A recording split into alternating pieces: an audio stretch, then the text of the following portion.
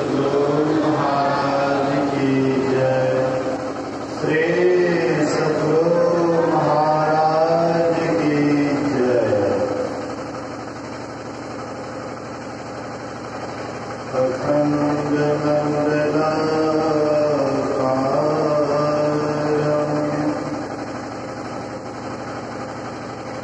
व्याप्तमेन चराचरं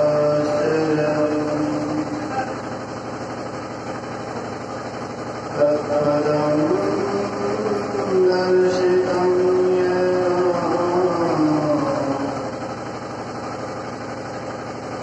तस्मै श्रीगुरुवे नमः। धन्य धन्य सद्गुरु सुखदा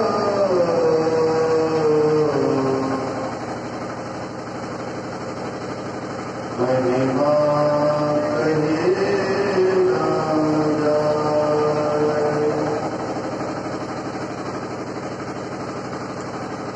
जो कुछ कहा तुम्हारी कृपा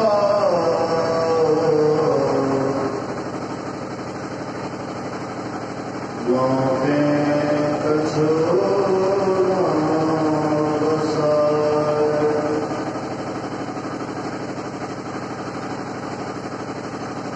सर्वत्र सर्वदा वर्तमान सद्गुरु महाराज जी के पावन चरणों में कोटि कोटि नमन। उपस्थित गुरुजन, धर्म प्रेमी सत्संगी बंधुओं, पूजनीय माताओं तथा भक्तिमती बहनों,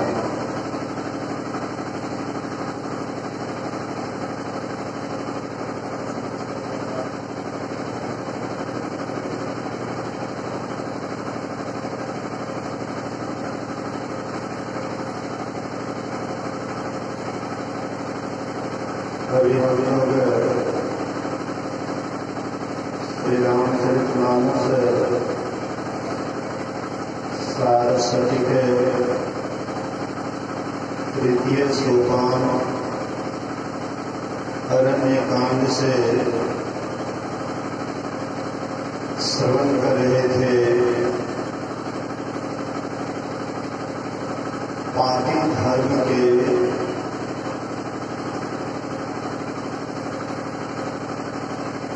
गंगा के ऊपर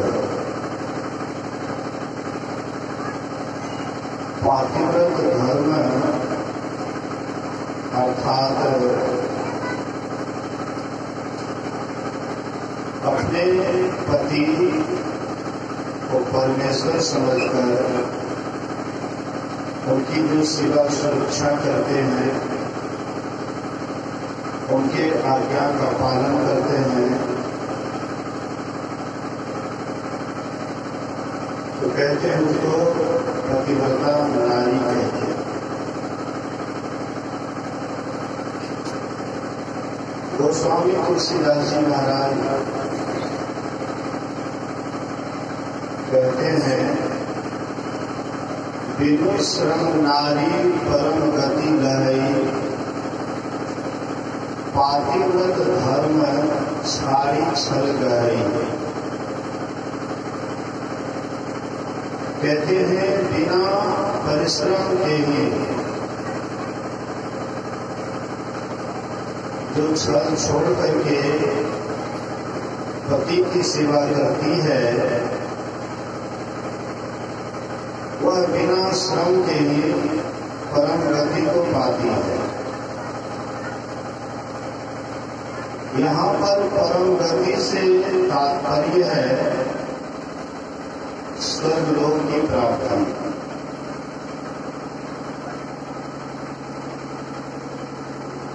जो अपने पति की सेवा अच्छी तरह से करेंगे, जिस सेवा से पति खुश हो जाए वही उसकी सेवा है। तो जो छल त्याग करके अपने पति की सेवा सुरक्षा करते हैं, अपने सुख का ख्याल नहीं रखते हैं,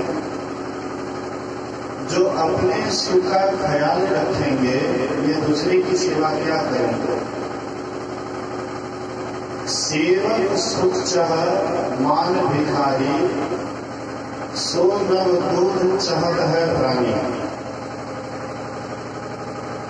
कहते हैं सेवक अगर सुख चाहे और भिखारी अगर मान चाहे तो कहते हैं ये कभी संभव नहीं है। जैसे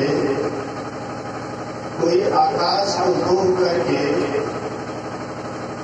दूध चाहता है तो भला आकाश को डूबने पर कभी दूध हो सकता है।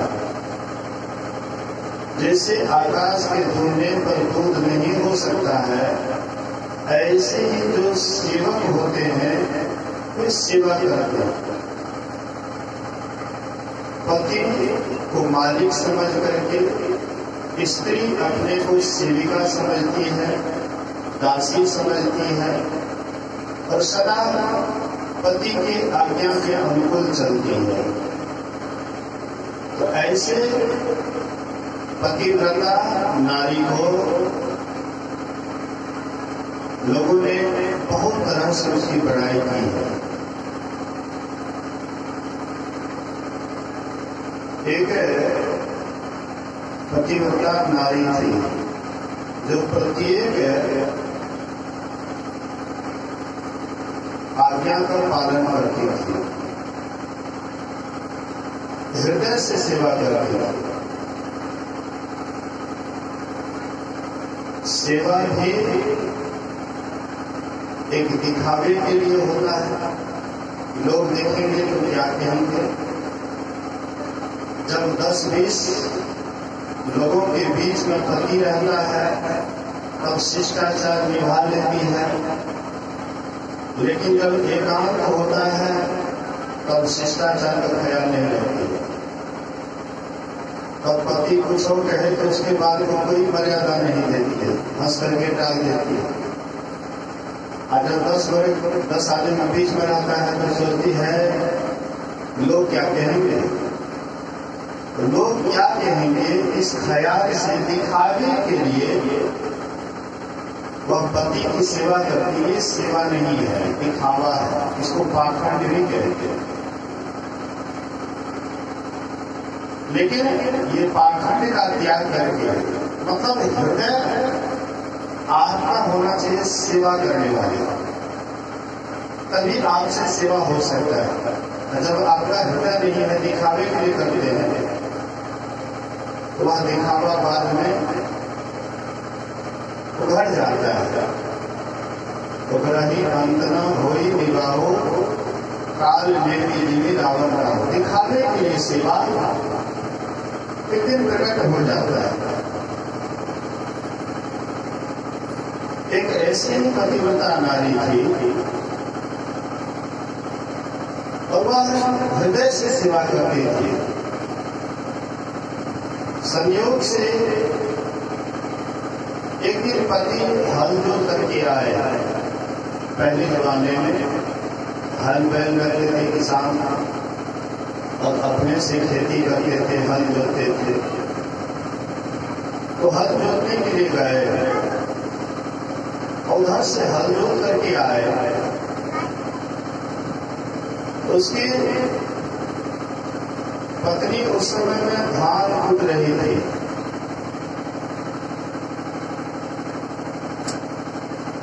पहले जमाने में औखल मौसम होता था, औखली समाज होता था और उससे लोग धान कूटते थे, चावल बनाते थे। लाल चावल होता था, ज्यादा कुछ छांट नहीं कर पाते थे, लाल चावल होता था। लेकिन वह प्रोटीन युक्त था, विटामिन के साथ हुआ चावल था। लाल था वह शक्ति थी। आजकल होलर पर उसको इतना मार देते हैं, पूरा साफ चाहिए, लोग कहते हैं पूरा साफ चावल चाहिए, उसका जितना भी विटामिन है सब निकाल देता है, और हम आप केवल पेट भरने के लिए चावल खाते हैं। तो वह धान कुट रही थी और पतिदेव प्यासे थे। वह समाज जैसे उठाई वैसे ही पति उनकी आवाज करते हैं कि कहाँ हो, बहुत जोर से प्यास लगी है, पानी पिलाओ। अब पति के आवाज को सुनी, ये भी ख्याल नहीं रहा कि सामान उठाए तो इसको नीचे रख देते हैं।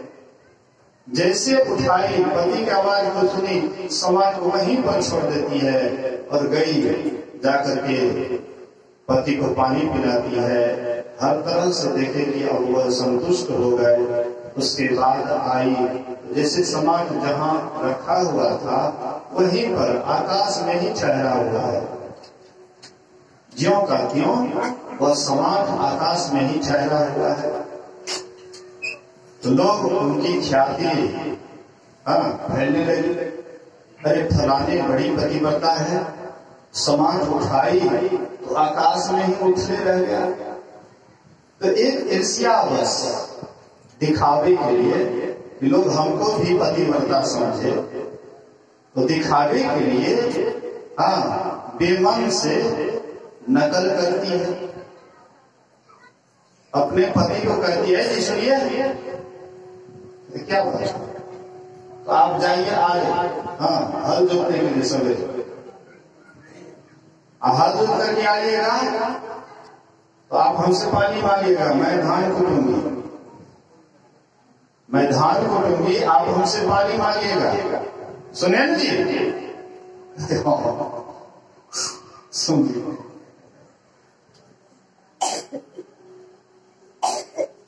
सेवक नहीं, सेविका नहीं थी, स्वामी थी, नकल कर रही थी सेविका का। सुने ना, बोले हाँ सुने। गए बेचारे हल जोतने के लिए, हल जोत करके आए, या आपने रहा थके मांगे थे, खलिए चली पर सो गए, नींद आ जाती है, उधर धान कूट रही है, उधर से जोर से कर दिया, कहाँ है कि कहाँ पानी मांगते हैं, अरे पानी मांगे ना, पानी मांगे ना। बेचारे नींदे में डर हो गया, डर के मारे कहते पानी पिलाओ, जैसे बोले पानी पिलाओ तो वह बेचारे जो समाज उठा करके उठाई थी, दौड़ी ऊपरे को छोड़ करके पानी लाने के लिए जैसे दौड़ती है, वैसे भी सामान उठाया हुआ जो था वह सामान नकबसा पर गिरा, नाके को खत्म कर दिया। दिखाने के लिए नहीं करना चाहिए। पाखंड अरु अहंकार गजे, निष्कपट हो अरुदीन हो, सब कुछ समर्पण कर गुरु की सेव करनी चाहिए। दिखाने के लिए नहीं। पति है तो पति आपको कमाता है, वो अपने सुख का थोड़ा सा भी ख्याल नहीं करते, दिन रात बाल बच्चे को पालने में, दिन रात आपका लालन पालन करने में, आपकी इच्छा को पूरा करने में क्या चाहिए, प्रत्येक इच्छा का निगरानी करते हुए, बाल बच्चे का देखरेख करते हुए, अपने जीवन को वह पानी के समान, जवानी को पानी के समान मिट्टी में मिला देता है। ना तो वह सत्संग में आ पाता है, क्या करेंगे, मजबूर है।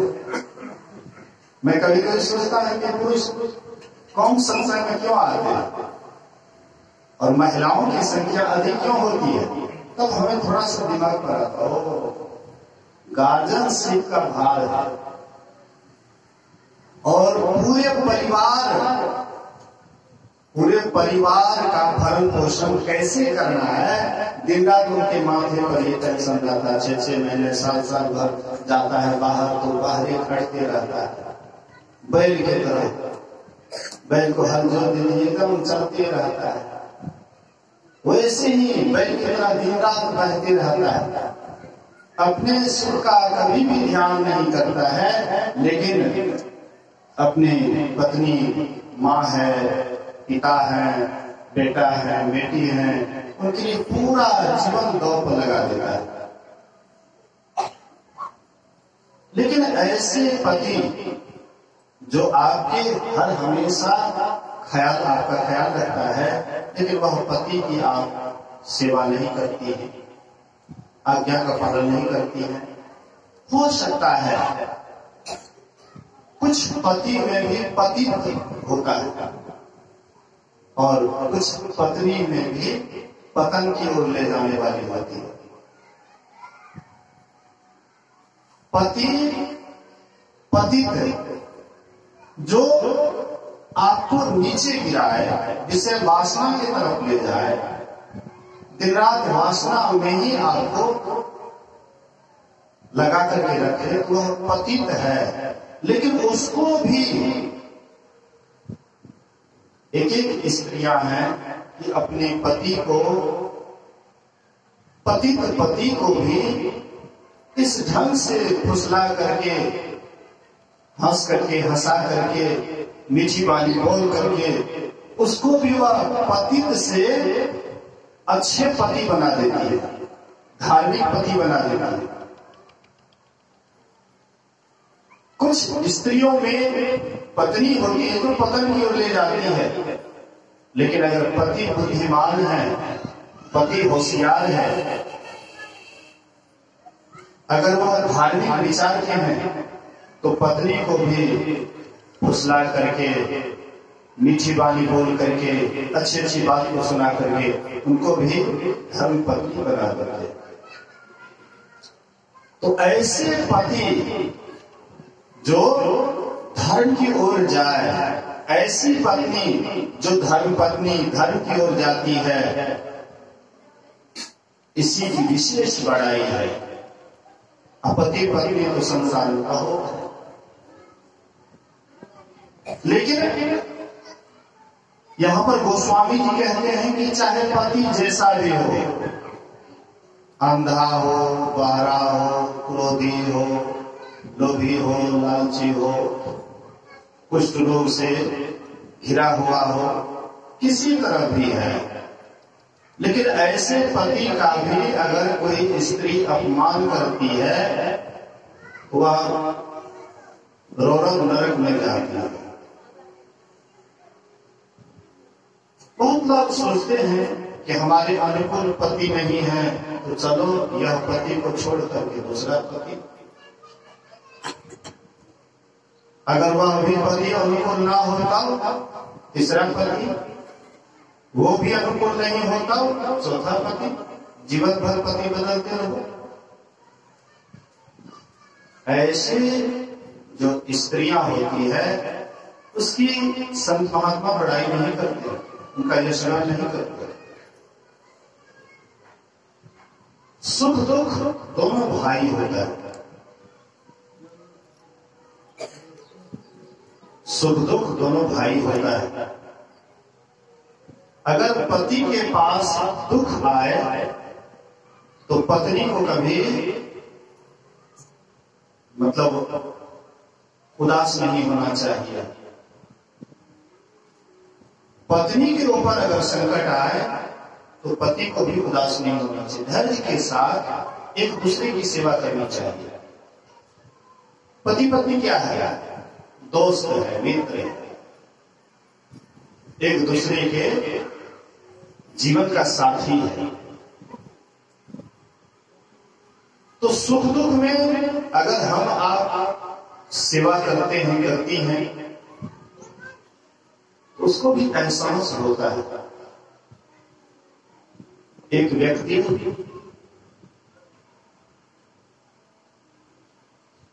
को पहले से किसी लड़की से प्रेम था जो सुंदर थी,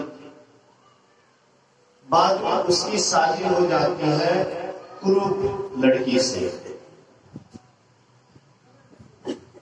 जिनका रूप उतना सुंदर नहीं था। कुरूप लड़की से शादी हो जाती है। वह लड़का कभी भी उस कुरूप लड़की को मान स्थान नहीं देते थे। सब दिन उसको धुतकारते रहते थे, फटकारते रहते थे, मारपीट करते रहते थे, लेकिन फिर भी वह कभी उदास नहीं हुई। पति की भरसक वह सेवा करती रही। कुछ वर्षों के बाद उसके पति को प्रलय मार देता है। बोलिए श्री सद्गुरु महाराज की जय। पति को प्रलय मार दिया तो उनकी पत्नी उस समय बड़ी सेवा सुरक्षा किया। प्रलय में जितनी सेवा करते हैं, जितनी सेवा करते हो उतना ही जल्दी तंदुरुस्त हो जाता है। वह पूरा मन लगा करके सेवा किया। होते होते पति स्वस्थ हो जाता है तब तो उनको एहसास हुआ कि काश मैं इनको कितना अपमान किया, कितना दुख दिया, कितना कष्ट दिया, मारपीट भी किया, लेकिन ये मेरी सेवा करती रही। काश अगर आज ये ना होती, मैं ऐसे ही बिछावन पर पड़ा रहता। तो पहले लोग पूछते थे तुम्हारी पत्नी कैसी है, तो कहते हैं नंबर की कुरूपनी। बाद में जब वह बीमार से स्वस्थ हुए उसके बाद लोग पूछते थे तुम्हारी पत्नी कैसी है, बोले कि एक नंबर की कुरूप। स्वर्ग से भी, अप्सरा से भी अति सुंदरी। लोग कहते ऐसे काहे बोलते हो, पहले तो तुम निंदा करते थे। बोले कि मैं नहीं जाना था, केवल मैं बाहरी रूप को देख करके मैं इसको डांटता था, फटकारता था, मारता था, पीटता था, लेकिन मैंने अब अंदर का रूप देख लिया। संकट में वह इस तरह से सेवा की, मुझे लगा कि अगर ये ना होती तो मैं ऐसे बिछावन पर पड़ा रहता। ऐसे स्त्री की बड़ाई है।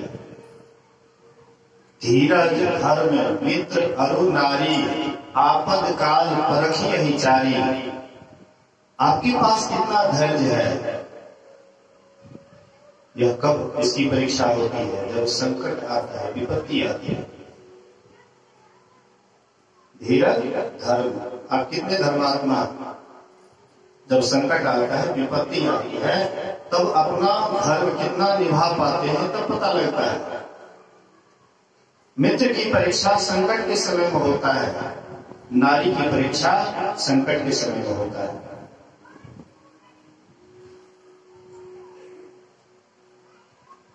नर्मदा नाम की पतिव्रता,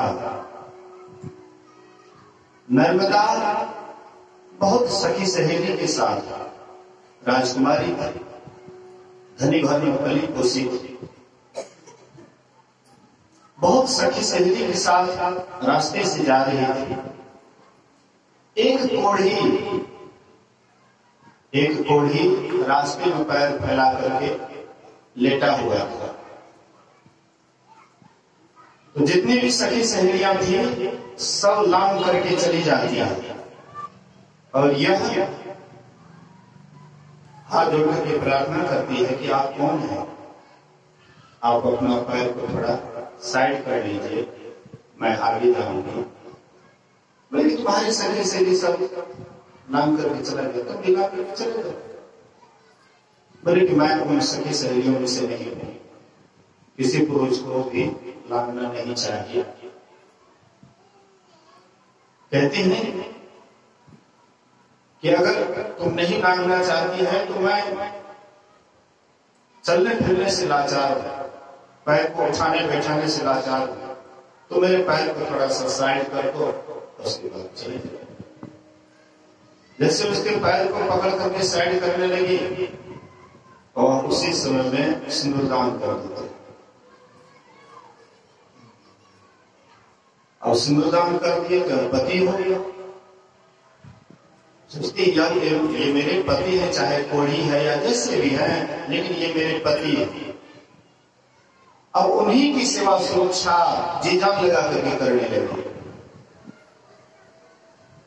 उसके पति शरीर से तो कोढ़ी था ही, लेकिन विचार से भी कोढ़ी है, विचार से भी गिरा हुआ। बहुत आप देखिएगा लग रहा कोढ़ी को, शरीर से तो कोढ़ी है, लग रहा लेकिन विचार भी उसका वैसे ही है, गिरा हुआ। शराब पीता है, भर दिन मांगता है, शराब पीता है, जैसे जैसे जीवन बिताता है, मतलब विचार भी गिरा ही है। एक दिन वह अपने पत्नी से कहता है कि तुम मुझे वेश्या के पास लेकर के चलो। समझाए, देखिए क्यों आप वेश्या के पास जाना चाहते? बोले कि ज्यादा बोलो मत, मैंने जो कहा वही करो। कांधे पर उठा लेती है, चलने लग जाती है। एक ऋषि था जिसको सूली सजा दिया गया था। सूली पर लटका हुआ था, पैर फैला हुआ था, पगडंडी वाला रास्ता था, जिससे जा रहे थे तो ठोकर लग रहा था। आजकल तो फांसी की सजा देते हैं सरकार, पहले सूली की सजा देते थे।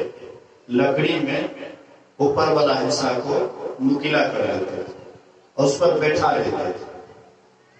धीरे धीरे वह लकड़ी उनके शरीर को छेदते हुए मस्तिष्क के पास आता था, तो उसका प्राण चला जाता था। बड़ा कष्ट से प्राण निकलता था, बहुत दुख होता था।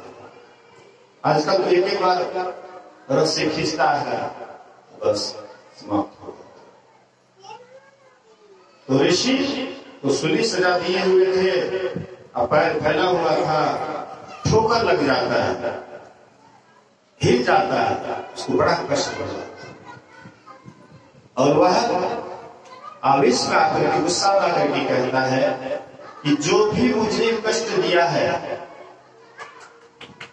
वह सुबह होते हुए वह मर जाएगा। कोढ़ी के शरीर से टच हुआ था, ठोकर लगा था, जो भी मुझे ठोकर लगाया वह सुबह होते उसकी मृत्यु हो जाएगी। अब नर्मदा सोचती है कि पति ही हमारे सब कुछ है, अगर पति नहीं रहेगा तो फिर मैं किसको लेकर के रहूंगी। इसीलिए वह नर्मदा शुद्ध भगवान से कहती है, अगर आप सही में पाती धर्म के प्रभाव को जानते हैं, समझते हैं, तो मैं पाती धर्म की दुहाई देती हूं कि तुम उदय होना ही बंद कर दो। जैसे वह शुद्ध भगवान से कहती है, शुद्ध भगवान का रथ वहीं पर रुक जाता है।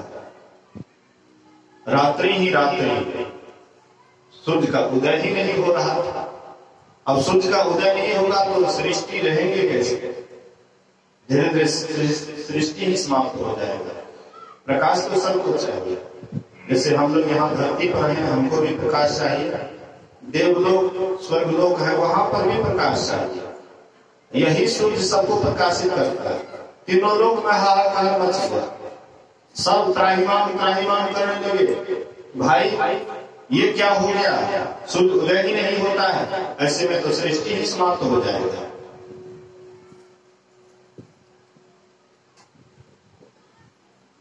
सभी देव मिल करके मां अनुसुईया के पास गए और मां अनुसुईया से कहते हैं कि तुम्हारी शिष्या नर्मदा वह सूर्य के गति को रोक दी है, और जब तक वह आदेश नहीं करेगी सूर्य का उदय नहीं होगा।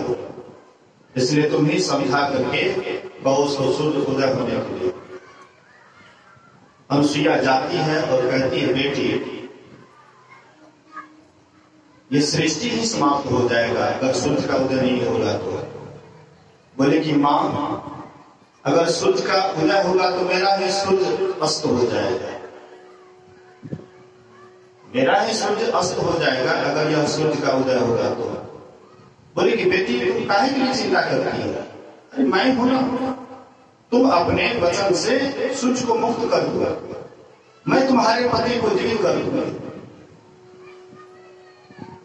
नर्मदा हाथ जोड़ करके सूर्य भगवान से कहती है, सूर्यदेव आपने एक पतिव्रता की लाज बचाई है, अब मैं अपने वचन से तुम्हें मुक्त करती हूं, अब तुम उदय हो सकते हो। जैसे अपने वचन से मुक्त करती है, सूर्य का उदय हुआ, उनका कोढ़ी पति वहीं पर धड़ाम से मर जाता है, राम नाम सत्य हो जाता है। नर्मदा रोने लग जाती है, आंख से अश्रु की धारा बहाने लग जाती है। अनुसुईया कहती है, बेटी क्यों रो रही है? चुप रहो, मैं हूं ना। और परमात्मा का ध्यान करके, अपने पति का स्मरण करके हाथ में जल लेती है और मंत्र पढ़ करके छिड़क दिए और कोढ़ी के ऊपर, उनके पति के ऊपर। उनका पति तो जीवित हो ही गया, बल्कि उसका शरीर भी कंचन के समान हो गया, सुंदर हो गया, एक राजकुमार के सुंदर राजकुमार हो जाता है। कहने का आशय है, मतलब है पातिव्रत धर्म का प्रभाव कोढ़ी पति को बिल्कुल कंचन जैसे शरीर बना देते, मरे हुए पति को भी जीवित कर देते। बहुत बार सुने होंगे सावित्री की कथा, लोग बहुत आदमी करते हैं बट सावित्री की पूजा करते हैं, तो बर को धागा लपेटते हैं, बर को धागा लपेटते हैं। अपना बर बेचारा पानी के लिए तरसता है तो डांट करके अपना से लेने बोले मैंने सताई से पहाड़ की टुकड़ा तो लेते हमें बैठा भी घर में, उधर बर में लेके जाएगी धागा लपेटेंगे, क्या हो गया धागा किस काम का? अपने बर को अगर पानी डालो अर्थात पानी पिलाओ, समय से भोजन कराओ, अपने वचन से प्रसन्न रखो, प्रसन्न हर तरह से उसकी सेवा करो, तो क्या जरूरत है वह बर के पास धागा लपेटने का? असली बर तुम्हारे सामने में है, तो नकली बर को काहे के लिए धागा लपेटोगे? असली बर है ये, नकली के पास काहे जाए? जो बोलता नहीं है, आपको कमा करके नहीं खिलाता है, वैसे खर्चा बोलता है, उबर देता है कमा करके, देखो वो पैसा बेचारा जहां का वहीं पड़ा रहता है, अपना तो उनको होश से नहीं है, जड़ बना हुआ है, कुछ बोल नहीं पाता है, कुछ कर नहीं पाता है, वो बोल नहीं पाता है, कर नहीं पाता है। मौनी बाबा बने हुए हैं तो सब जाकर के वहां पर जल डालता है, धागा लपेटता है। जो बोलता उसका बोली आपको सुहाता नहीं है, आप उसको डांटते हैं, फटकारते हैं, आंख दिखाते हैं, वो भी बेचारे डर जाते हैं। ऐसा नहीं कीजिए, अपने ही वर की पूजा कीजिए, अपने पति को प्रसन्न करके रखिए। प्रसन्न करने का मतलब ये है कि हर तरह से उसको किसी तरह से ठेस न पहुंचे,